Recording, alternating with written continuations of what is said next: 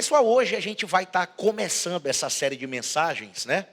O código, e não é o Marçal que vai falar aqui hoje, tá? Tá legal? Não é o Marçal que vai falar aqui hoje, dando código para você, nada disso. O que é um código? Um código é um segredo, uma senha, que te dá acesso a alguma coisa valiosa. Isso é um código, né? São segredos que te fazem acessar coisas que têm um valor importante. E se a gente for olhar, aquilo que você deseja acessar na sua vida, o sonho, o projeto, a visão que Deus colocou no teu coração, as áreas que você deseja acessar, se a gente for olhar no decorrer da história, a gente vai olhar que na Bíblia e na história, a gente vai ver que os princípios que conduzem aos lugares altos são códigos que as pessoas acabam praticando, ou de maneira consciente ou inconsciente. Então existem princípios, existem fundamentos que fazem com que você acesse esses lugares importantes. Eu acredito de verdade que Deus tem coisas maravilhosas para realizar na sua vida. Eu acredito de verdade que não importa há quanto tempo você tem orado e desejado algo que Deus colocou no seu coração, eu acredito de verdade que existem códigos importantes para você acessar a essas coisas grandes. E hoje eu quero aqui tomar como protagonista da mensagem de hoje um homem que viveu 500 anos antes de Cristo, né? Um homem que viveu 500 anos antes de Cristo. O nome dele era Neemias. Diga comigo, Neemias. Neemias não é o cara da sopa ali, do Neemias, tá? O Neemias que eu estou falando para vocês aqui, tá? O Neemias que eu estou falando para vocês é um homem que nasceu 500 anos antes de Cristo. Ele nasceu já ele já nasceu como escravo. Quando Neemias nasce, tinha aproximadamente 100 anos que Jerusalém foi invadida e levada como escravo por os babilônicos. Eles derrubaram os muros de Jerusalém, eles destruíram o templo, eles profanaram os utensílios sagrados. Então, chega um momento na vida de Neemias, 140 anos o povo com o muro derrubado, toda a questão do culto sagrado tinha sido profanado, o povo já não cultuava, estava tudo disperso, a dignidade do povo lá embaixo. Em 140 anos, quantas gerações nascem e morrem? Quantas pessoas nascem e morrem? É interessante que Neemias era um copeiro, era um serviçal, ele era um garçom literalmente. A Bíblia diz que ele colocava água, colocava vinho na taça do rei. Mas de uma maneira poderosa, esse homem simples, ele se incomoda com a situação e ele decide se levantar para fazer a diferença e para ser uma resposta na solução daquele problema. Então preste atenção, esse homem, esse povo que estava 140 anos vivendo exilado como escravo, quando o Neemias se levanta, em 52 dias, a vergonha de 140 anos foi removida, por causa que um copeiro, um garçom se posicionou e colocou os códigos corretos, os princípios corretos, para acessar os lugares grandes. E aí eu vou falar uma coisa para você. Quais são as áreas da sua vida que precisam de uma reconstrução? Quais são as áreas da sua vida que você deseja, qual é o teu projeto? O que Deus colocou no teu coração? Vamos lá. Eu quero ler o texto com vocês, que está em Neemias capítulo 1, versículo 2 e versículo de número 4. A Bíblia diz que Neemias estava tocando a vida. Ele estava lá servindo, né, a taça do rei. Em algum momento, a Bíblia diz que Anani, um dos meus irmãos, veio de Judá com alguns homens. E eu lhes perguntei acerca dos judeus que haviam restado, os sobreviventes do cativeiro, e também sobre Jerusalém. Ele pergunta: e aí, como é que está o nosso povo? Como é que está a nossa nação? Como é que está a situação deles? Preste atenção, versículo 3, eles me responderam: aqueles que sobreviveram ao cativeiro e estão lá na província, passam por grande sofrimento e humilhação. O muro de Jerusalém foi derrubado, as portas foram destruídas pelo fogo. Gente, preste atenção, olhe para mim. 140 anos.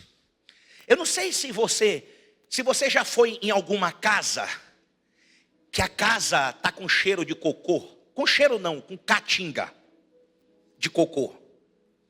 E aí quando você chega na casa que tá cagada, você fala assim, tá fedendo aqui. Mas se você ficar 15, 20 minutos, o que acontece? Você se acostuma. Eu me lembro que antigamente ali, perto do Santo Antônio, tinha o Bariri ali, né? O pessoal morava debaixo da ponte ali. Eu passava no ônibus ali, meu Deus, que caatinga desgraçada. O pessoal morava em cima. A gente se acostuma com aquilo que não presta. A gente se acostuma com a podridão. Vocês estão me ouvindo, irmãos? Esse povo estava acostumado. Esse povo não enxergava mais a vergonha e a humilhação que eles estavam vivendo. Quais áreas da sua vida estão destruídas? Você está literalmente vivendo no cocô. Mas você não percebe. Você perdeu a consciência da destruição. Preste atenção. No versículo de número 4, preste atenção. Quando ouvi isso, o que ele fez? Sentei-me e chorei. Passei dias lamentando-me, jejuando e orando ao Deus dos céus. Você nunca vai mudar aquilo que não te incomoda profundamente. Aquilo que te faz chorar é o que Deus te levantou para transformar. As tuas lágrimas. Escute, toda grande transformação começa em uma santa indignação. A gente não muda aquilo que a gente tolera. A gente não muda aquilo que a gente acha normal. E aí eu vou fazer uma pergunta para você. Até quando você vai querer viver num casamento esculhambado desse jeito? Você se acostumou com a caatinga e acha que é normal? Até quando você vai querer viver quebrado financeiramente, meu amigo? Enrolado? Até quando você vai querer viver uma vida cristã medíocre? É o crente picote. O tempo todo, tô fraco, tô fraco, tô fraco. Gente, preste atenção. Aquilo que não te faz chorar, aquilo que não provoca uma santa inquietação em você, você nunca vai mudar. Sabe por que a política no Brasil não mudou ainda? Porque ainda não se levantou uma geração de indignado com uma cambada de vagabundo que governa esse país.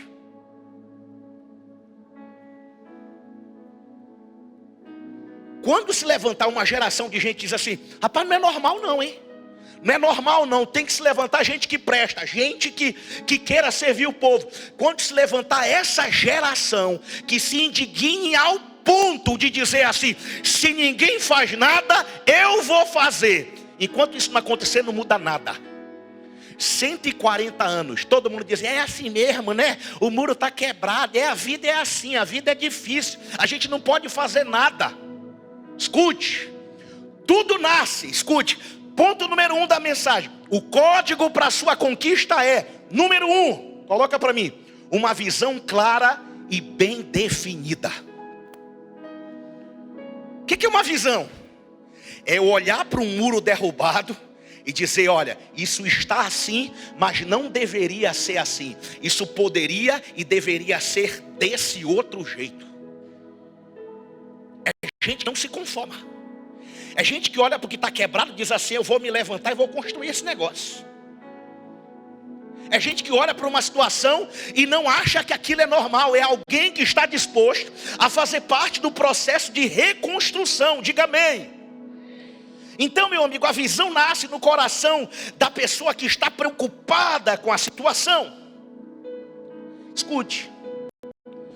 O que poderia e deveria ser feito no seu casamento? O que poderia e deveria ser feito na educação dos seus filhos? O que poderia e deveria ser feito na igreja? O que poderia e deveria ser feito na sua vida profissional?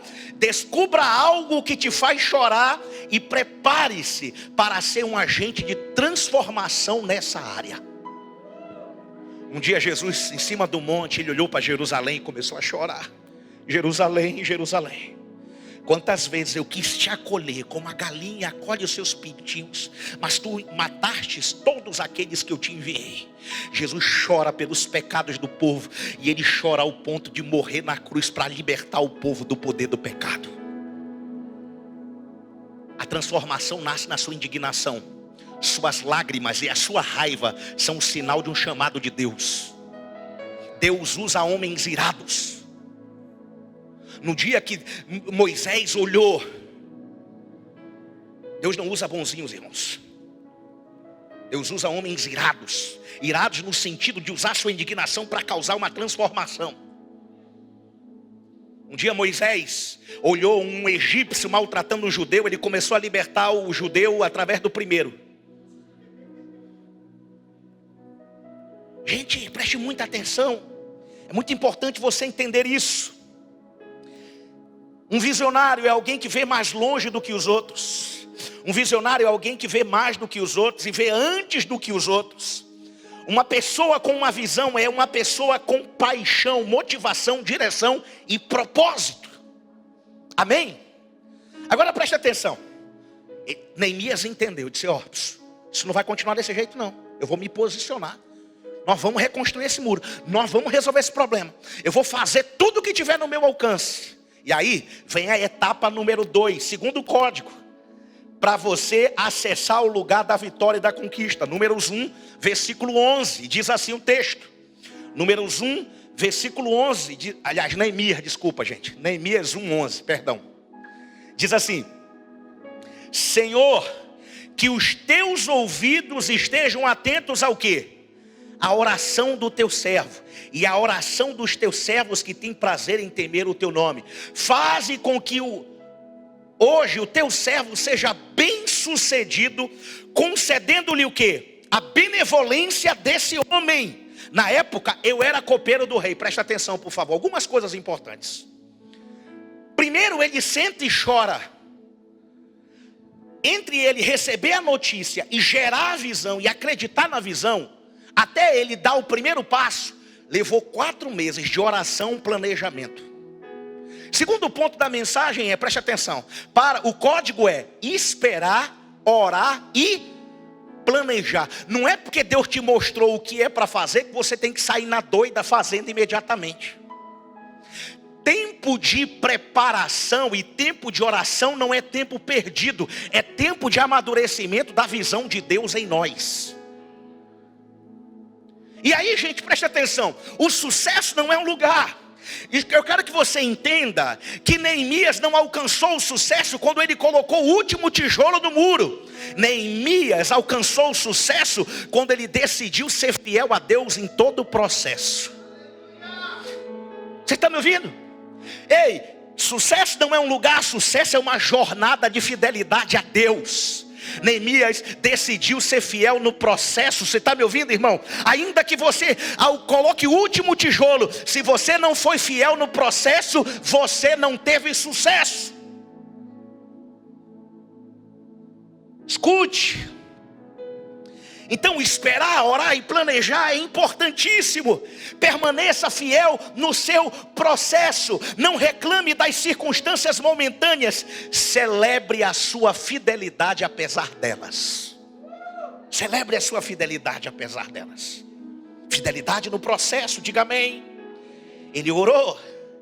É interessante, Deus gosta de fazer isso. Um dia José tem um sonho. Ele sonha governo, trono. E aí ele ficou empolgadão. Ei, Deus me disse que eu vou governar, vou arrebentar. Ele foi arrebentado por 15 anos. Processo. Mas tem uma coisa, sucesso é fidelidade no. Diga comigo, sucesso é o quê? Fidelidade no.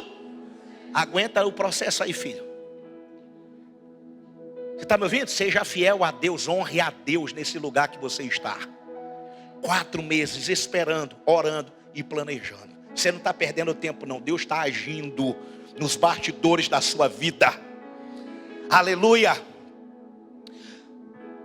Ei, meu irmão, e aí uma coisa interessante. Ele orou pelo quê? Ele orou pelo quê?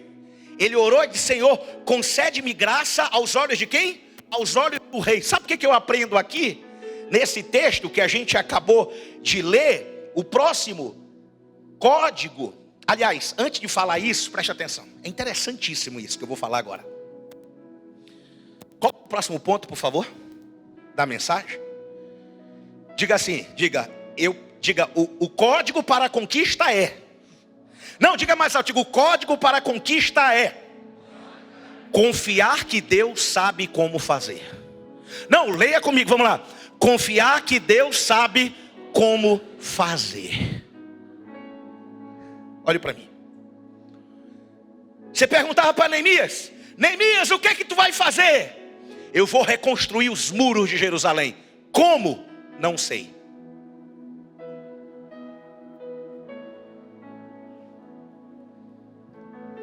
Olhe para mim. O como não é seu problema. O como é a especialidade de Deus. O que você precisa? Acreditar cegamente no o quê? O que foi que Deus te mostrou? O que foi que Deus colocou no teu coração? Como vai ser feito é problema de Deus. O seu é meter o pé e Deus vai colocar o chão. Um dia Deus aparece para Maria e pergunta, diz para ela assim, através do anjo: Maria, tu vai ficar grávida e tu vai dar à luz ao Filho de Deus. Ela diz: mas como se eu ainda sou virgem? Isso não é problema teu, isso é problema meu. Um dia Deus aparece para Moisés e diz: ei, tu vai libertar o povo do Egito. Mas como? Se eu não sei nem falar. Isso não é problema teu, é problema meu. Um dia Jesus chama Pedro para andar sobre as águas. Eu não sei andar sobre as águas. Como? Isso não é problema teu, é problema meu. Se Deus te deu uma visão, acredite cegamente nela. Se Deus colocou um projeto no teu coração, acredite nela. O como é a especialidade de Deus. Ele vai mover céu, terra. Ele vai mover em teu favor e vai fazer acontecer em nome de Jesus. Tem alguém que crê nisso?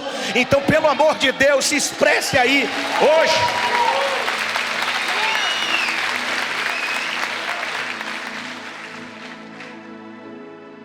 Como?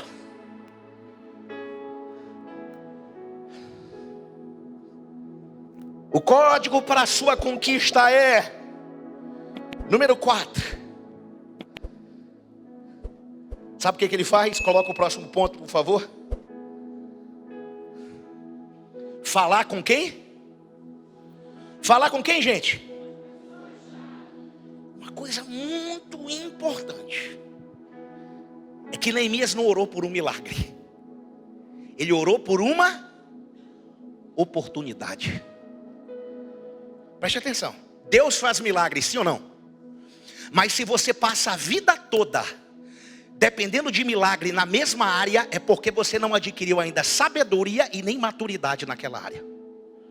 Se você precisa da vida toda de receber milagre para pagar suas contas, não recebeu sabedoria e nem maturidade. Então, Neemias não pede por um milagre, disse: Deus, eu quero uma oportunidade. Eu quero que o Senhor me dê uma chance. Eu quero que o Senhor abra a porta para mim falar com esse homem. E o próximo ponto da mensagem é falar com quem? Com as pessoas-chave. Meu amigo, pelo amor de Deus, você está com medo de quê, meu amigo? Abre essa boca, pelo amor de Deus. Quando Neemias abriu a boca para falar, sabe o que aconteceu? Sanbalate Tobias ficou endemoniado, o diabo veio contra ele. Teve gente que se levantou, que falou mal, que fez oposição. Mas sabe o que Deus fez? Deus levantou um exército para ajudar eles a fazerem. Quando você se levantar para falar com as pessoas certas, vai um monte de gente se levantar contra, vai ter oposição, vai ter contra-ataque, mas Deus vai levantar um exército junto com você para fazer esse negócio funcionar. Então fale com as pessoas certas. Amém? Não tenha medo. Não tenha medo, não tenha vergonha. O código para a sua conquista é: finalmente chega o grande dia. O rei olha para Neemias e aí pergunta para ele. Neemias 2, versículo 4. O rei faz uma pergunta para Neemias. O rei me disse: o que você gostaria de pedir? Irmão, imagina só. O governador, o presidente, o homem mais poderoso, o imperador nesse caso, perguntando: o que você gostaria de pedir? O que tu quer, cara? Fala aí. Sabe o que ele faz? Então orei ao Deus dos céus. Olhe para mim. Muitos de nós começou a jornada na dependência de Deus. E Deus colocou na presença dos reis. E quando chegou na presença dos reis, passou a confiar nos reis e não em Deus. Você confia no network, no teu amigo famoso, você confia no seu político, mas você deixou de depender de Deus. O próximo código para você acessar grandes conquistas é esse aqui, ó, o próximo ponto: dependência de Deus e humildade. Olhe para mim, não perca a sua dependência de Deus. Ei, não perca a sua dependência de Deus. Ei, Deus é a fonte, foi Deus que te trouxe até aqui. O Senhor é o teu provedor. Ele é a única segurança que você tem no frigir dos ovos. É com Ele que você pode contar. Foi Ele que te colocou nesse lugar. Foi Ele que abriu essa porta. Continue dependendo dEle. Gente, quando a gente começa a ter dinheiro, influência e relacionamentos com gente poderosa, a tendência é a gente depender cada vez menos de Deus. A tendência humana natural, porque Ele resolve quase tudo. Dinheiro resolve, o amigo resolve, o político resolve para ele. Olhe para mim, não negocie a sua dependência de Deus. Ame ao Senhor, coloque Ele no centro.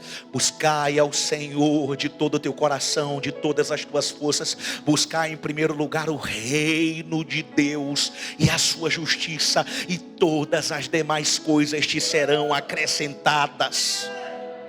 Busque ao Senhor. Não se distraia. Quem está me entendendo, diga amém.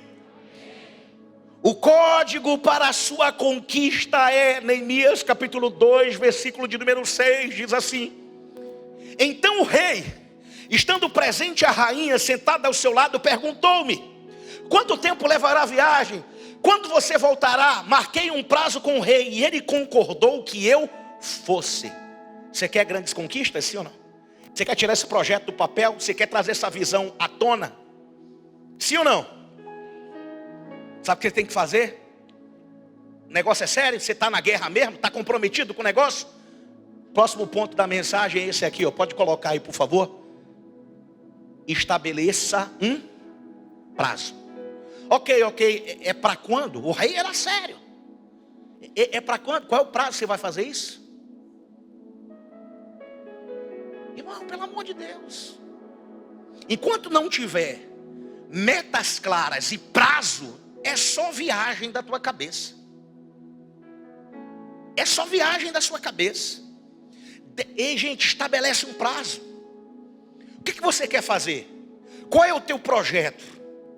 Ok? Faz o seguinte, não coloca o projetão todo não. Quebra ele em etapas. Para você chegar lá, aonde você quer. Quais são as etapas disso? Ah, beleza, eu quero perder 10 quilos em 2025. Quem recebe, diga amém. Quero perder 10 quilos em 2025. Beleza. 10 quilos em 2025 é um negócio muito vago. Sim ou não, gente? Mas se eu colocar 1 quilo por mês a partir de fevereiro, depois das festas, fica mais claro. Fica ou não fica? Sim ou não, gente? Então 10 quilos é um negócio muito fácil, muito vago. Tem gente vivendo a vida assim. Os objetivos deles são muito vagos. Então pega isso, quebra isso em vários passos pequenos, coloca prazo para esse negócio, mensura, faz acontecer e vai para a próxima etapa. Amém, gente? Isso é muito importante. O código para a sua conquista é... Versículo 7 e versículo 8 de Neemias capítulo 2 diz assim: a seguir acrescentei: se for do agrado do rei, eu poderia levar o quê? Cartas do rei aos governadores do Trans-Eufrates, para que deixem passar até chegar a Judá. Próximo texto. E também uma carta... Além disso, uma carta para Asaf, guarda da floresta do rei, a fim de que ele me forneça madeira para fazer batentes para as portas da cidadela que fica junto ao templo, para os muros da cidade e para a residência que eu irei ocupar. Preste atenção, próximo ponto da mensagem: O código para a sua conquista é carregar a carta do rei. Diga comigo, eu preciso carregar a carta do rei. O que é a carta do rei? A carta do rei é conhecer o que Deus escreveu no céu ao teu respeito. A carta do rei é o que? É você entender a sua identidade no mundo espiritual e quem você é em Deus. Quando você carrega a carta do rei, meu amigo, ninguém vai te parar, ninguém vai te deter. Quando você está debaixo de um propósito que Deus disse. Um dia Deus aparece para Jeremias. E Jeremias diz: ei, Jeremias, tu vai ser um profeta. Ele diz: eu não passo de um menino. O Senhor diz para ele: não diga que tu não passa de um menino. Antes que tu fosses formado no ventre da tua mãe, eu te conheci, eu te consagrei e eu te ungi como profeta das nações. Escute, antes de você nascer, você já era em Deus.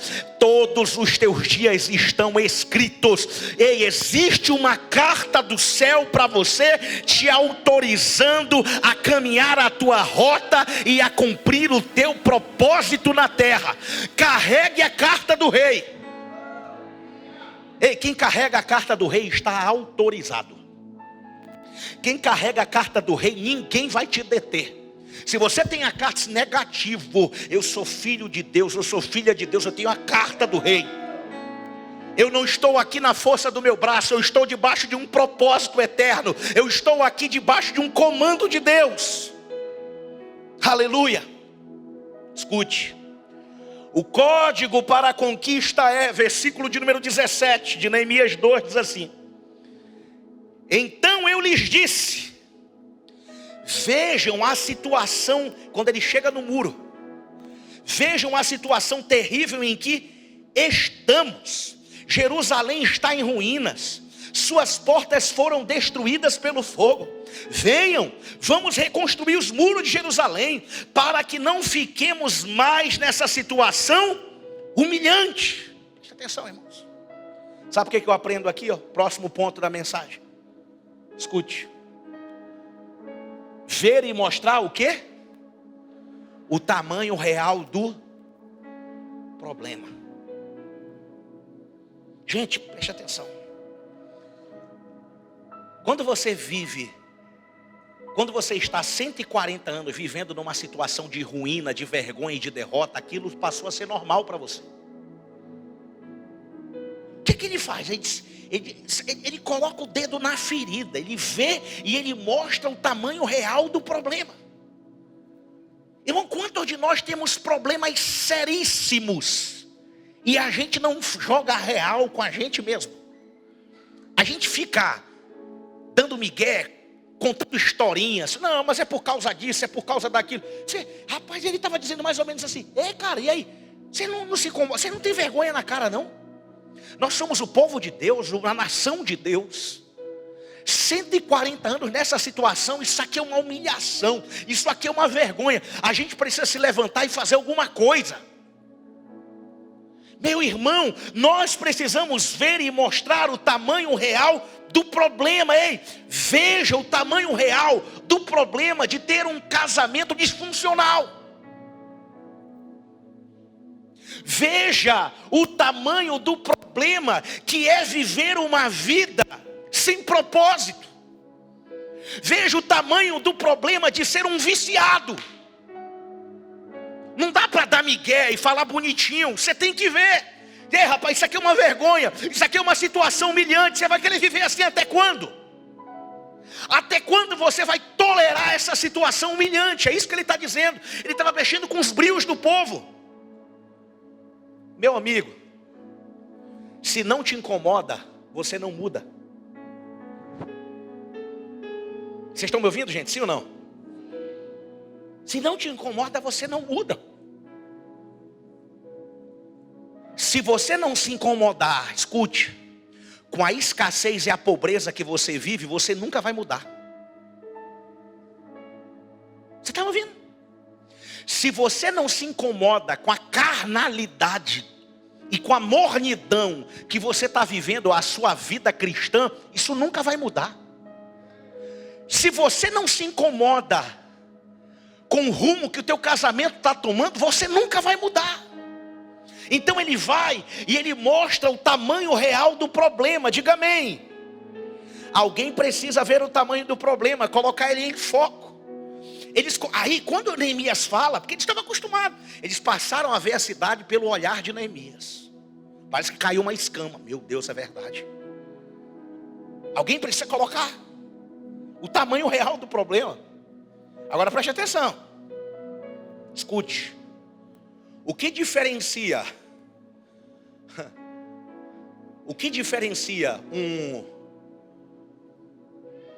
qual é aquele cara que faz? Alguém que faz um protesto para um reformador. Sabe o que diferencia? É que o cara que protesta, o ativista, ele só reclama. Agora, o reformador, ele diz assim, ó, é o seguinte, o próximo ponto da mensagem, coloca aqui no versículo de número... Ele diz, o que ele diz no final, gente? Ele diz assim, venham e vamos o quê? Coloca lá o versículo 17, por favor, a parte final dele, por favor. Venham e vamos o quê, gente?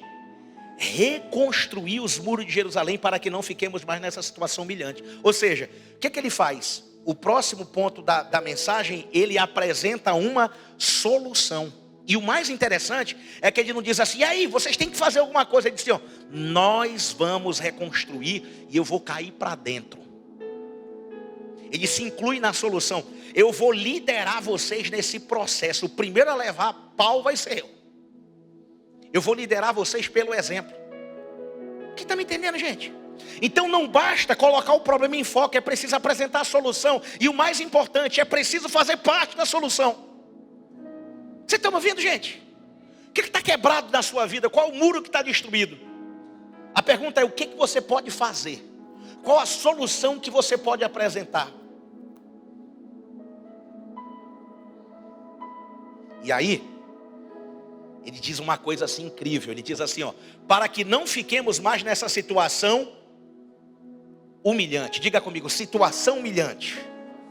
Escute, por favor, o próximo ponto da mensagem, passa aí, por favor, é esse aqui. Ter o quê? Um motivo forte para fazer. Diga comigo, eu preciso ter um motivo forte. Talvez nenhum projeto teu para em pé, porque teu motivo é fraco.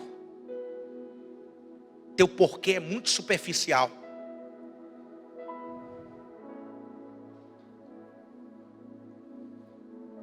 Pastor, eu quero casar porque eu estou cantando a música da Aline Barros direto. Remove a minha pedra. Motivo fraco. Casar por causa de necessidade sexual, motivo fraco. Pastor, eu quero ficar rico, milionário, porque eu tenho sonho de ter carro importado e eu preciso colocar na minha rede social hashtag a favela venceu.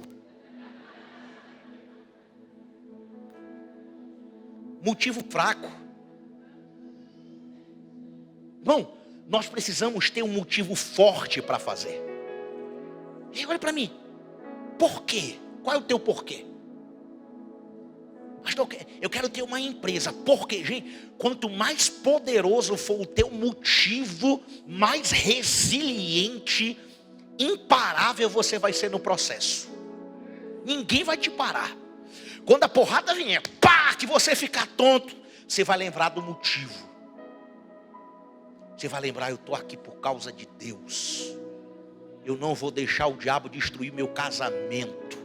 Eu e minha casa serviremos ao Senhor. A minha descendência vai ser poderosa na terra. Qual é o teu porquê, meu irmão? Motivo forte. E aí ele faz uma coisa incrível, poderosa, que você deveria fazer em qualquer projeto que você tenha no seu coração. Olha o que ele faz. Neemias capítulo 2, versículo de número 18. Olha lá. Ele fala tudo isso, dá um motivo forte. Mexe com o brilho do povo. E aí, para arrematar, ele diz assim, tem mais uma coisa. Também lhes contei como Deus tinha sido o quê? Bondoso comigo e o que o rei me tinha dito. Gente, sabe o que ele faz? Ele acrescenta no projeto dele o ingrediente divino. Ele diz assim: ei, vocês não sabem, Deus está no negócio, Deus está abençoando, Deus abriu porta. Ei, para mim estar aqui com vocês hoje, eu orei, jejuei, planejei por 4 meses. E aí quando eu fui falar com o rei, sabe o que aconteceu? Deus moveu o coração do rei. Ele me deu cartas, olha aqui, Deus está agindo. Quando eles olham e eles entendem que aquele projeto não é um projeto de Neemias, mas é um projeto de Deus, diz: a gente vai lutar junto. Sabe o que acontece? O povo responde: sim, vamos começar a reconstrução. Então eles se encheram de coragem para a realização desse bom projeto. Se tem uma coisa que inspira, se tem uma coisa que libera poder, se tem uma coisa que une o povo, é saber que o projeto não é o seu projeto, é o projeto de Deus. É saber que a empresa não é tua empresa, é a empresa de Deus. É saber que a família não é a tua família, mas é a família de Deus. Quando você acrescenta o ingrediente divino, tudo fica mais poderoso. Nada pode te parar nem te deter. Ei, que tal você incluir Deus nos teus projetos?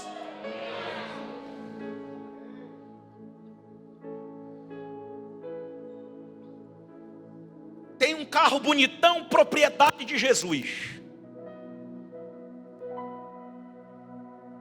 Onde é que serve a Jesus esse cara aí? Irmão, olhe para mim. Se a gente for na sua empresa, a gente encontra Deus lá? A cultura de Deus está lá dentro? Gente, isso é sério. A impressão digital de Deus está no teu negócio, na tua carreira. Se a gente passar 3 dias na tua casa, a impressão digital de Deus está lá. Sabe o que Neemias diz aí? A impressão digital de Deus está em todo o processo. Nada foi da minha cabeça, tudo foi dele, por ele e é para ele que nós faremos. Ei, o último ponto da mensagem: incluir Deus nos teus objetivos. Como é que você pode incluir Deus nisso aí? 1 Coríntios 10:31. Portanto, quer comais, quer bebais, ou façais qualquer outra coisa, façam tudo para a glória de Deus. O que você quer ser na vida? Fazer na vida? Empresário? Seja um empresário para a glória de Deus. Quer ser médico? Seja um médico para a glória de Deus. Quer ser pastor? Seja um pastor para a glória de Deus. Quer ser um empreendedor? Seja. Eu não sei o que você vai fazer da sua vida, mas você foi chamado e enviado por Deus para ser sal da terra e luz do mundo. Lá onde você está, na tua área, os homens têm que olhar para você e glorificar ao Pai que está nos céus, por causa da glória de Deus que está na sua vida. Inclua Deus nos teus objetivos e você vai ver os teus objetivos florescerem em nome de Jesus.